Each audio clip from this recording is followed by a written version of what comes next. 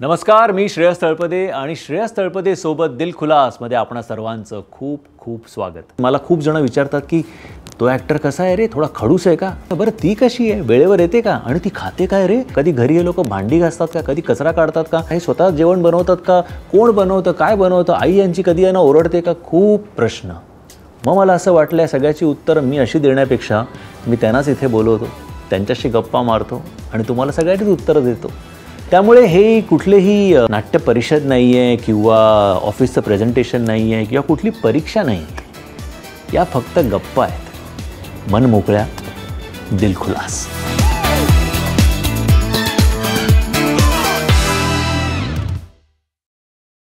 आज आपल्याकडे जी पाहुणी आली आहे तर तिला तुम्ही ओळखता. बेसिकली ती बड्डू काकांची शेजारी राहते आणि तिला कॉफी आणि बरंच काही आवडतं. Ladies and gentleman, please welcome the beautiful प्रार्थना बेहरे. आज मी तुम्हा सर्वांसाठी एक सरप्राईज घेऊन आली. अशी हॉट आणि ब्युटिफुल गर्लफ्रेंड आहे तुझी. मला कोणी असा पाहिजे जो खिडकीतून चढून मला फूल देईल. एकही स्वप्न पूर्ण नाही झालं. काय बोलतोस तू? त्यांनी ऐकलं तर कशाला उगाच मस्करी करतोस त्यांची?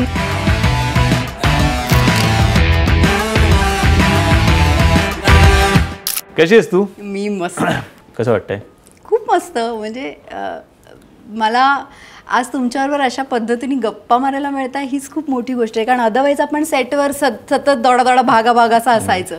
तुम्ही असायचे 10 दिवस आणि त्यानंतर त्या 10 दिवसात तुमचे एवढे सीन्स असायचे की आम्हाला भरपूर वेळ असायचा आणि तुम्ही फुल टाइम शूट करायचं.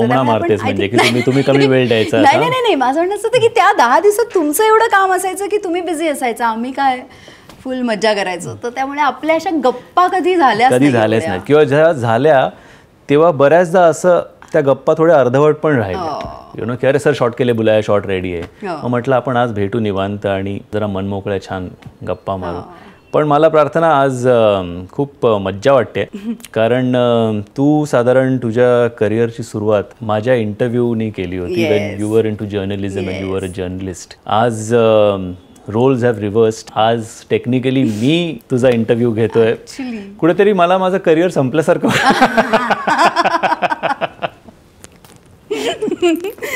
नाही, म्हणजे माझ्या करिअरची पण एक नवीन सुरुवात आहे त्या निमित्ताने असं मी समजतो. सो तुझं करिअर जसं इतकं छान फ्लरिश झालं तसं मी पण एक्सपेक्ट करतो की याच्यानंतर माझं सुद्धा करिअर प्लीज सर. मी नेहमी असं म्हणते की मी जेव्हा एक रिपोर्टर होते ना, मला नेहमी असं वाटतं इंटरव्ह्यू देणं ना हे खूप इझी आहे, पण इंटरव्ह्यू घेणं हे खरं तर खूप अवघड आहे. कारण तुमच्या प्रश्नावर डिपेंड करतं की समोरचा काय उत्तर देतो आणि समोरच्याकडनं केवढ्या गोष्टी बाहेर पडतात त्याच्या आयुष्यातल्या. पण मी तुझ्याकडनं ती गोष्ट एक शिकलोय. आपल्या सेटवर तुला आठवतं का, अचानक एक कुठल्या तरी चॅनलची ती मुलगी आली आणि ती बोलली होती की प्रार्थना आज तू इंटरव्ह्यू घ्यायचा, आणि तू जे सटासट मला प्रश्न विचारले मी 2 मिनिटाचा शॉक्ड होतो की बाप रे, म्हणजे हे जर तिने आत्ता असे विचारलेत रॅन्डम विदाउट एनी प्रिपरेशन तर प्रिपेअर करून काय. पण तुला काय व्हायचं होतं? You always wanted to become an actress. मला फेमस व्हायचं होतं.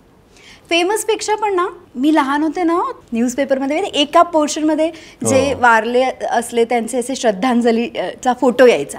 सो मी बाबांना विचारायचे की म्हणजे ज्यांचे न्यूजपेपरमध्ये फोटो येतात तो केवढा मोठा फेमस माणूस असेल ना, की तो मेल्यानंतर त्याचा फोटो येतोय, तर ही किती मोठी गोष्ट आहे. सो लहान असताना माहिती आहे मी काय विचार करायचे, जेव्हा माहिती नाही जिवंत असताना मी कितपत काम करीन का माहिती नाही, पण मी मेल्यानंतर ना सगळे मला ओळखले पाहिजे, सगळ्यांना मी माहिती पाहिजे की मी कोण आहे. आय डोंट नो, मला ते दिवस आठवत आहेत. आणि बाबा म्हणाले काय वेडासारखं बोलते, असं तर काही असतं का, हे काय बोलते, हे असं बोलायचं नसतं.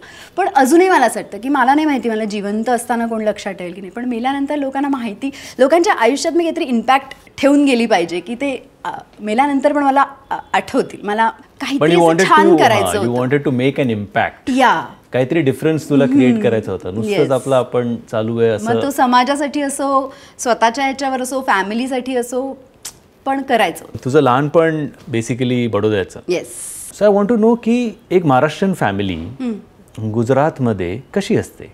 जसं युजली आपण बघतो की इथे मुंबईमध्ये माझे खूप मित्र आहेत जे मारवाडी आहेत, गुजराती आहेत, मुस्लिम आहेत, आणि ते इकडे जन्मल्यामुळे त्यांचे आईवडील पण ते पण म्हणजे मराठीतच बोलतात आणि त्यांना असं वाटतं ते महाराष्ट्रीयनच आहेत. सो तुमचं असं काय असायचं का की तुम्हाला गुजरातीत समजायचंय का? हो, म्हणजे माझी आईच्या घरी तर सगळेच गुजरातीत बोलायचे. म्हणजे काका, माझे मामा आणि सगळे एकमेकांशी जेव्हा बोलायचे, गप्पा मारायचे, तर थेट गुजराती. आणि माझा तर जन्म भावनगरचा आहे, भावनगरच इन सौराष्ट्र.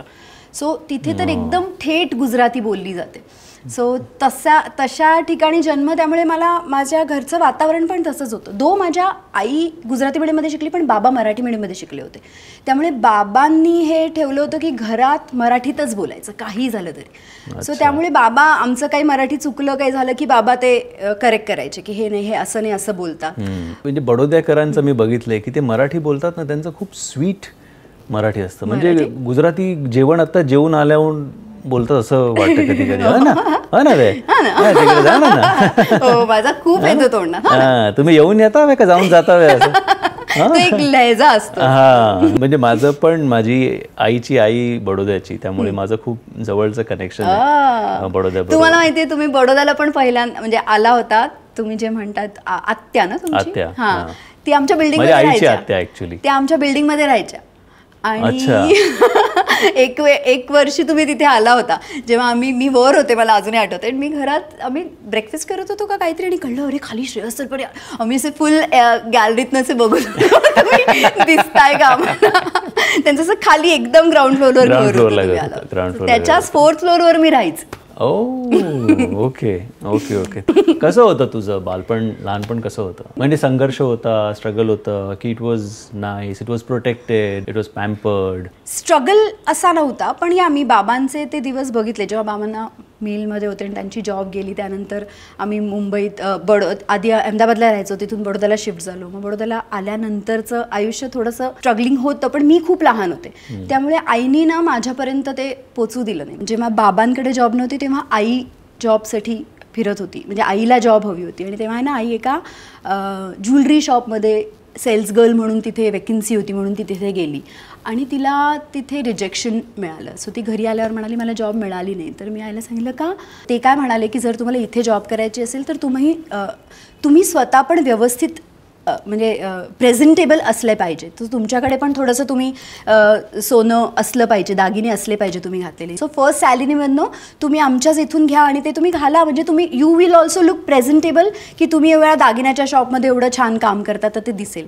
आणि आई म्हणाली ते मला परवडणार नव्हतं, कारण जर मी माझी पहिली सॅलरी माझं सोनंच घेतलं तर मी घर काय चालवणार. सो आई नाही म्हणाली.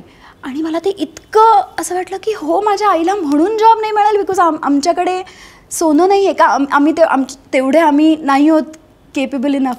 आणि टुडे एका खूप मोठ्या इंटरनॅशनल सोन्याच्या मी ब्रँड अम्बॅसेडर आहे. सो मी हे त्यांना सांगितलं होतं पर्सनली जाऊन की तुम्हाला माहिती माझ्यावर असं झालं होतं. दे वर ऑल्सो व्हेरी हॅपी की अरे असं एवढं कोणी बोलत नाही, पण मला असं खूप वाटलं की हे माझ्यासाठी खूप आहे. सो त्यामुळे स्ट्रगल असं खूप नाही केलं. आईबाबांनी खूप केलं त्यांच्या प्रमाणे, पण आमच्यापर्यंत आम्हाला कधी त्याची जाणीव झाली नाही. पण म्हणजे ते दिवस गेले कसे तरी आणि छान गेले. No, but this is such a wonderful story of life coming back full circle. तुझ्या बहिणीला तू खूप क्लोज आहेस आणि तुझ्या बहिणीचं मला वाटतं लव्ह मॅरेज, तू त्याच्यामध्ये खूप त्यांना मदत केली होती. हो, म्हणजे सुरुवातीला आय वॉज अगेन्स्ट नाही, पण मी चोंबडी होते लहान बहीण त्यामुळे मला माहिती होतं. आमच्या समोरच राहायचे ते, आणि ते अग्रवाल होते, अरुण अग्रवाल. जिजूचं नाव अरुण, पण त्यांना गुडल असं म्हणायचे निकनेम. गुडल? ते तिघा भावांचं नाव होतं. जिजू मधले होते, सो सगळ्यात मोठा भाऊ होता त्याचं नाव होतं पिंचू. मग गुडल आणि विंकी. सो ते 3 भाऊ होते. तर ते आमच्या समोर राहायचे तिघ. बाबा बिंग मराठी, आपल्या जातीत लग्न करायचं, महाराष्ट्रीयन फॅमिली आपण. सो असे ते होते बाबा, खूप स्ट्रिक्ट.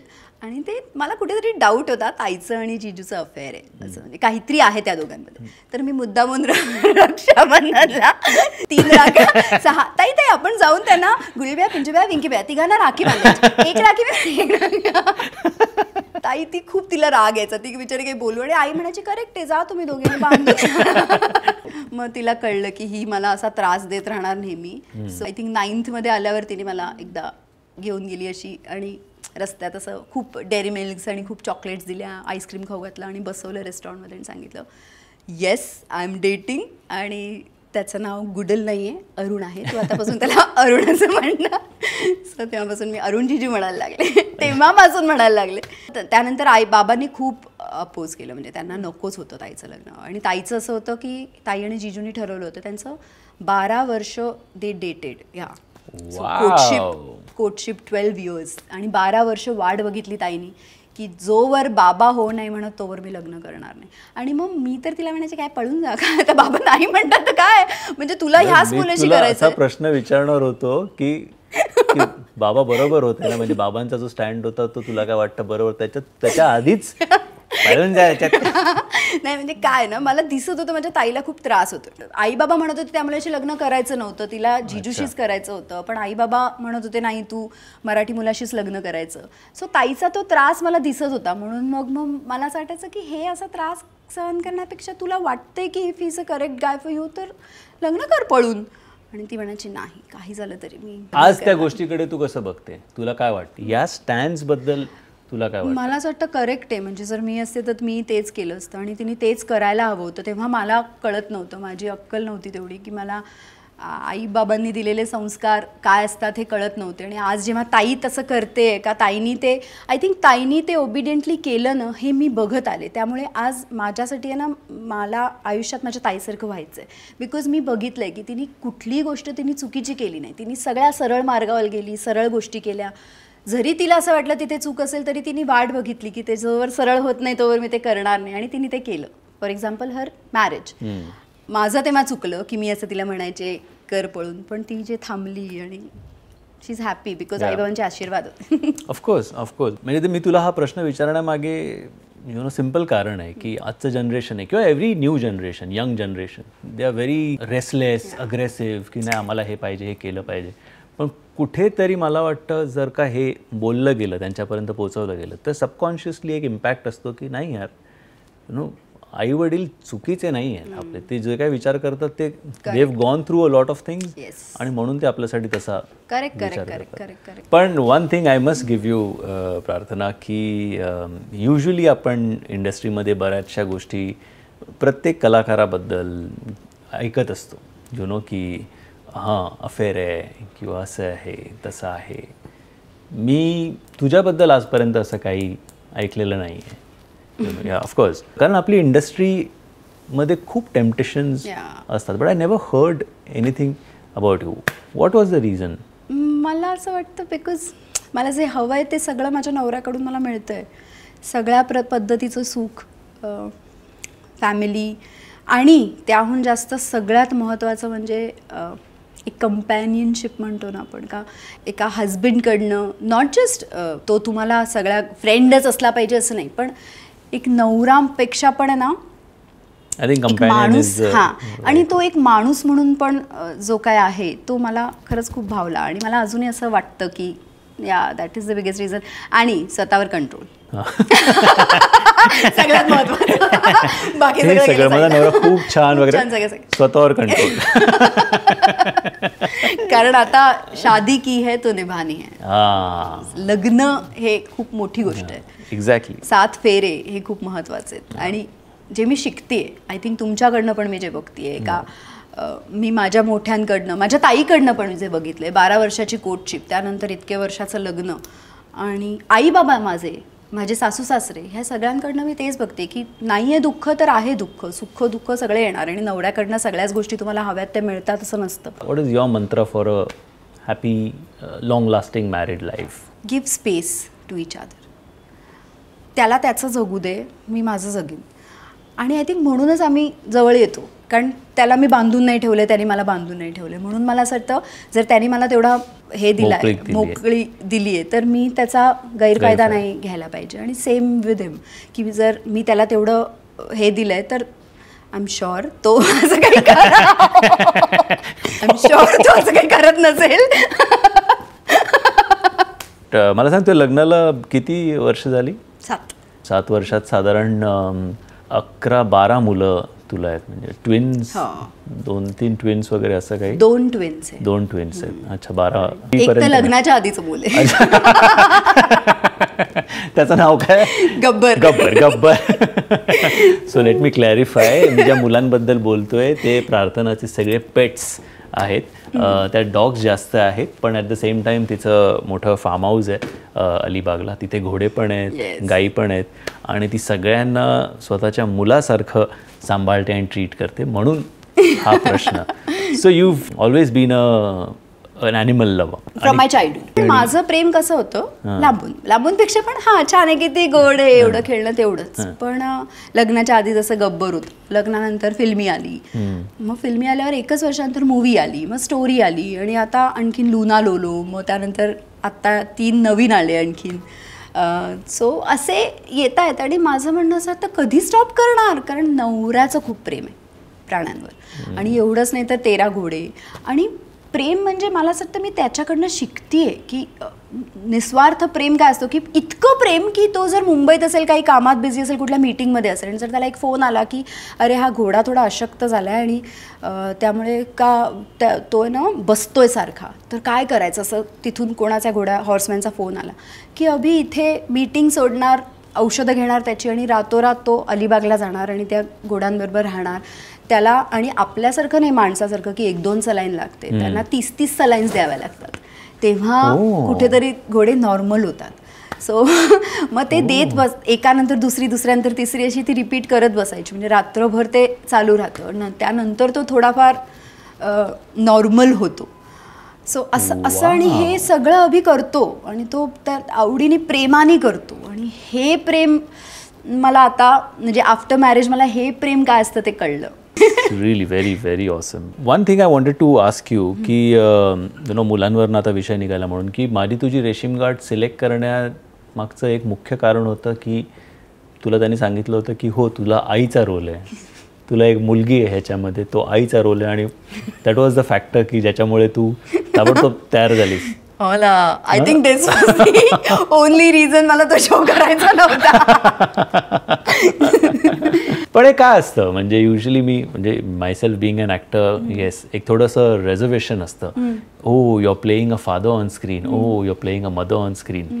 आता मी सांगायला काय हरकत नाही आहे की त्या शोमध्ये ती तुझी मुलगी असते परी. माझी आणि तिची ओळख होते तेव्हा असं होतं की ती मला काय बोलवेल, माझ्या वयाच्या माणसाला कुठली लहान मुलगी काका असं बोलेल. ओके, आणि मला वाटतं तेच होतं लिहिलेलं. मी अजयला सांगून ते फ्रेंड असं करून घेतलं. पण तुझं रेझर्वेशन काय होतं? नाही, मला ते काय नव्हतं रिझन. माझं कारण होतं कारण मी खऱ्या आयुष्यात मला आई नाही व्हायचंय. मग खऱ्या आयुष्यात जर नाहीये तर ते माझ्याकडनं येईल की नाही ते फिलिंग्स, आणि मी ते तसं करू शकेन की नाही माहिती नाही. सो मला त्यात पडायचंच नाहीये. सो मला म्हणून असं काही करायचं नव्हतं. I don't know, maybe this sounds very very काय म्हणतो आपण, it's not rude. I mean this is your choice. Yeah, but still म्हणजे की का असं लोक विचार करतील मे बी. पण एक माझे एक विचार होते, काहीतरी कारणं होती की ज्याच्यामुळे मला ते करायचं नव्हतं. एक सीन होता ज्याच्यात मुलीला त्रास होतो आणि मला तिला म्हणजे परीला जवळ घ्यायचं होतं. अजय सर म्हणाले येत नाही तुझ्या डोळ्यात, ते दिसत नाही आहे, ते भाव कळत नाही, म्हणजे आई हे डोळ्यात दिसलं पाहिजे, ते नाही कळत आहे तुझं प्रेम. तर मी सांगितलं सर काय करू, मला कळत नाही. तर सर म्हणाले की तुझं प्रेम कोणावर आहे? मी सांगितलं माझ्या फिल्मीवर. तर म्हणाले की तू बाहेर जाते आणि जेव्हा काम करून जेव्हा घरी येतेस तेव्हा फिल्मीच्या डोळ्यात तू काय बघतेस, आणि तुला तेव्हा काय त्रास होतो की अरे तू पूर्ण दिवस तिला घरी एकटं ठेवलंयस आणि आता तू तिला भेटली तर तुला काय फील होणार. तर हे बोलताना, हे विचार करताना माझ्या डोळ्यातनं पाणी यायला लागलं की बापरे, माझ्या फिल्मीला मी बघतेय पहिल्यांदा. तर सर म्हणाले हेच मातृत्व आहे, आणि हेच तुला त्या मुलीबरोबर दाखवायचं आहे, आणि हेच तू जगतीयेस ऑलरेडी.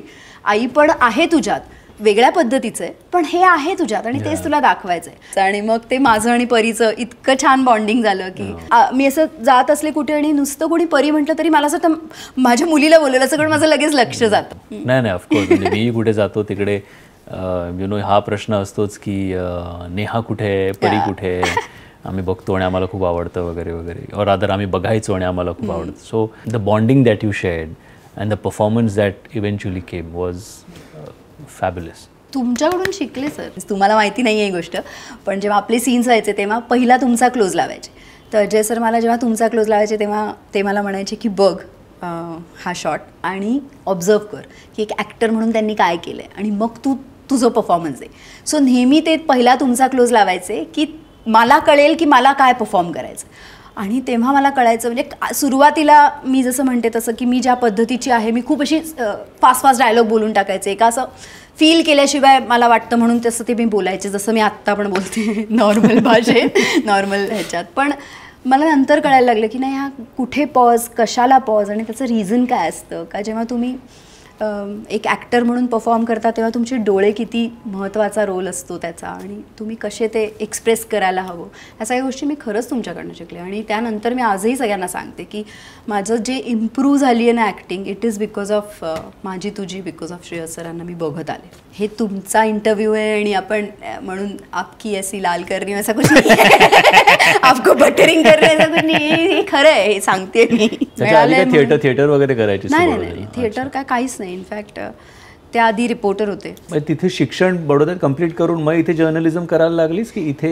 येस बडोद्याला आधी मी BSc केलं कम्प्लीट कारण तेव्हाच खरं तर मला 12वी नंतर काही फाईन आर्ट्स जॉईन करायचं होतं. पण बाबांचं म्हणणं असं होतं की एवढे पैसे खर्च केलेत तुझ्या मागे 12वी 12th सायन्समध्ये एवढे चांगले मार्क्स आलेत आणि आता आर्ट्स कुठे घेतेस सो सायन्स घ्यायचं BSc करायचं म्हणून मग statistics was the major subject statistics maths physics. आणि BSc केल्यानंतर लास्ट इयरला होते तेव्हा मी बाबांना सांगितलं बाबा प्लीज तुम्ही म्हणाला ते केलं आता मला जे करायचं ते करू द्या प्लीज. बाबा म्हणाले काय करायचं आहे म्हणलं मुंबईला जाऊन जर्नलिझम. तर त्यांना जरासा शॉकच बसला पण मग त्यांनी सपोर्ट केला कारण त्यांचं म्हणणं फक्त एवढंच होतं की कारण त्यांनी अदरवाईज मला बघितलं होतं ना कशी होते कॉलेजच्या डेजमध्ये किती वात्रट किती दांड. तर त्यामुळे त्यांना फक्त एवढं मला म्हणाले मुंबईला जाताना की कर बेटा पण विश्वास तोडू नकोस आमचा. म्हणलं बाकी कर तुला जे करायचं असेल ते तुला जे शिकायचं असेल ते शिक पुढचं तुझ्या करिअरप्रमाणे तुला आवडेल ते पण मी जे शिकवलेत माझे संस्कार विसरू नकोस आणि विश्वास तोडू नकोस. वा okay now that you know तुझं एवढं जॉब्स आणि एवढं वेगवेगळ्या तू गोष्टी केल्या आहेस स्पेशली जर्नलिझम त्यामुळे एकंदरीतच तू हुशार आहेस हे आम्हाला लक्षात आलं. म्हणून तुझ्यासाठी काही आम्ही प्रश्न असे केले आहेत की जनरल नॉलेजचे. अरे बापरे एवढी हुशार नाही आहे मी.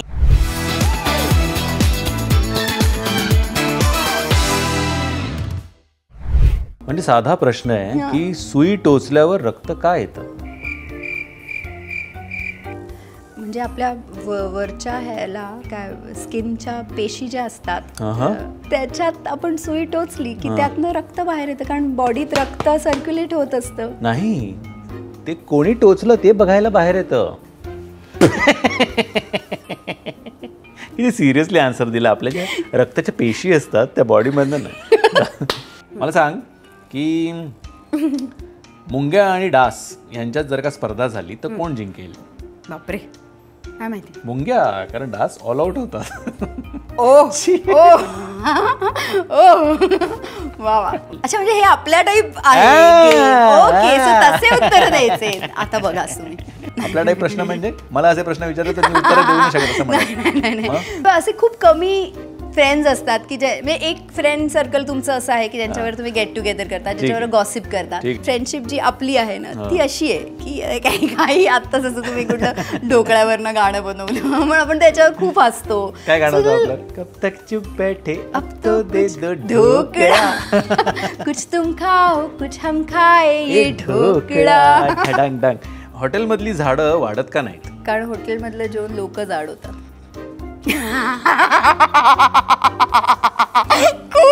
खूप जास्त लेम होत आहे ना बेटा. कारण हॉटेलमध्ये वाढायचं काम वेटरचं असतं.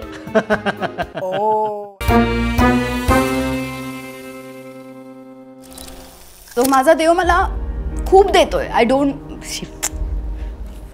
मला सगळ्यात पहिले जर आयुष्यात कोणाचं स्वप्न आलं असेल तर ते ऋतिक रोशन.